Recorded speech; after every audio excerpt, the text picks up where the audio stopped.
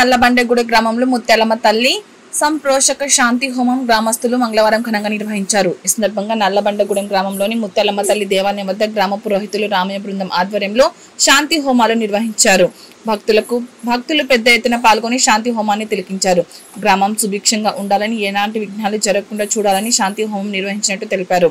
అనంతరం నిర్వాహకులు ఏర్పాటు చేసిన అన్నదాన కార్యక్రమంలో భక్తులు పాల్గొన్నారు। మనం దేవుడిని ఆరాధించడానికి కార్యక్రమంలో పాల్గొన్నాక కర్మ అనేది ఖచ్చితంగా వలా ఉంది। పాపం ఎప్పుడైనా ఖచ్చితంగా భగవంతుడు